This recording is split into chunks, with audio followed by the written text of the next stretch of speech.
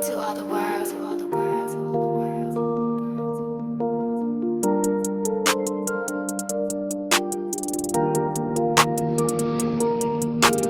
Go into all the world, all the world. The throne of God and the footstool. There's a footstool that is at the base of the throne of God, and it's a very, very important piece of furniture in the throne room of heaven. So welcome to Concordance and Coffee. I'm DeJuan Coleon, and this Bible study is for those people who are seeking a deeper understanding and relationship and perspective with their Lord and Savior, Jesus Christ. So we're going to unpack what this means, because when you look at the book of Revelation, we think the book of Revelation is just about the end of the world and the tribulation. No, it's the revelation of who Jesus is. God showed me this, and when you really look at it, you see in the first 4 chapters, it talks about the assemblies, the 7 churches, the 7 assemblies. We know this is a part of who Jesus is.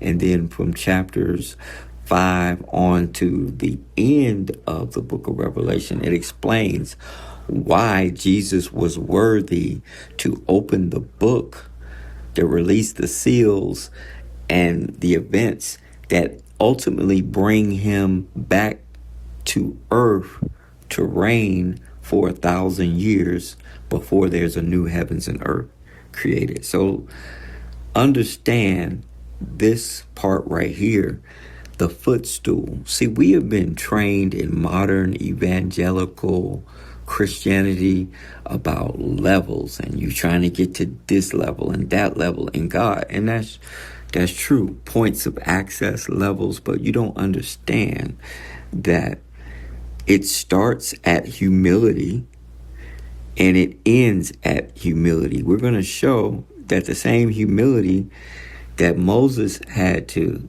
show when he took off his sandals to meet Elohim at the bush on the mountain, that the 24 elders had to humble themselves and cast their crowns, which they do.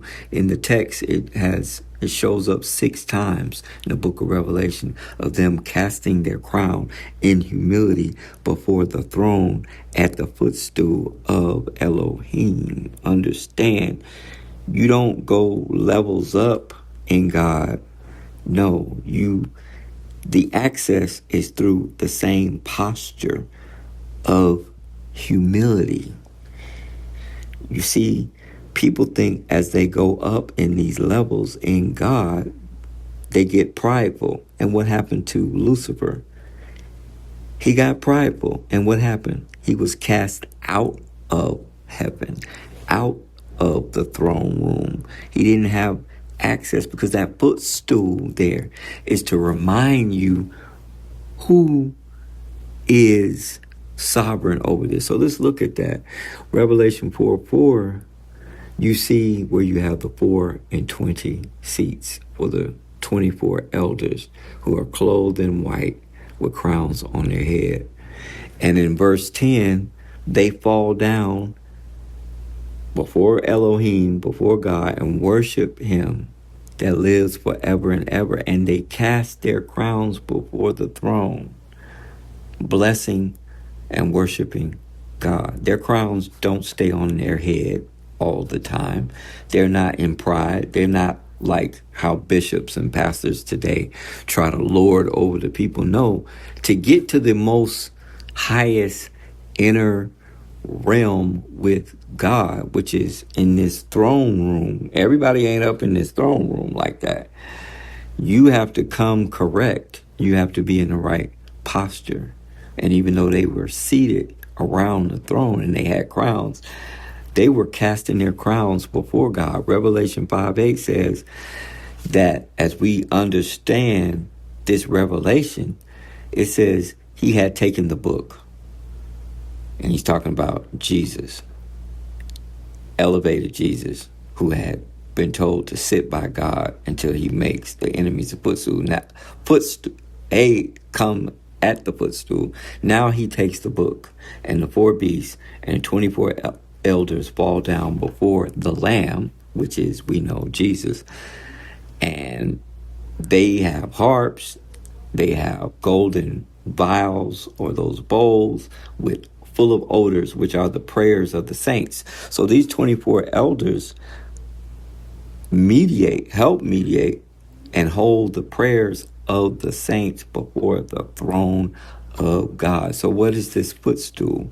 Let's look at this in what is it? What does it mean? Well, footstool in this context is a signal of royalty. It is a chair of state. It is in reference to the Messiah, the Christ, the divine administration, the power belonging to Christ, which he fulfilled everything he needed to fulfill by going to the cross. It wasn't just dying for sins, but also confirming his validation to be able to open the book that brings judgment on the world. The world itself is God's footstool. We'll see what that means. When we look at 1 Chronicles 28:2, it said, David the king stood up upon his feet and said, "Hear me, my brethren, my people. As for me, I had my heart to build a house of rest for the Ark of the Covenant." We know that was the Ark of the Covenant, the things of God, the commandments of God, and for the footstool of our God he had made ready for the building of the temple. And so when we look up this word footstool, what does it mean? It's to be stood or stamped upon. Psalms 99:5, exalt ye the Lord our God and worship at his footstool, for he is holy. Moses had to take off his sandals, remember, because the mountain where Elohim was holy. This is this idea of worship, humility. This is the key here. You don't get to God through your own pride, through your own intelligence, through your own position, through your own status or money. You get to these different access levels in God through humility. And the highest level that we see, the people right in front of the throne are constantly in humility, casting their crowns towards the footstool. See, if you don't get that, you won't get this level of understanding access. You have to understand this access to God is through the footstool, through humility, which was, you were granted this access through Jesus. So let's look again. Moses meets Elohim in Exodus chapter 3. He meets God when he turned and he could see, and out of the midst of the bush, and he realized, wow, okay, I'm here, Lord. I came up here, and God said, don't come up here. First, put off your shoes from your feet, for the place you are standing is holy ground. Moses couldn't process forward, draw close until he removed his shoes, humble himself to be on holy ground. You got to humble yourself before you're going to access the holy ground. So you have to understand that. And often God will take you through tests, trials, tribulation, pruning, to humble you, to get you in the proper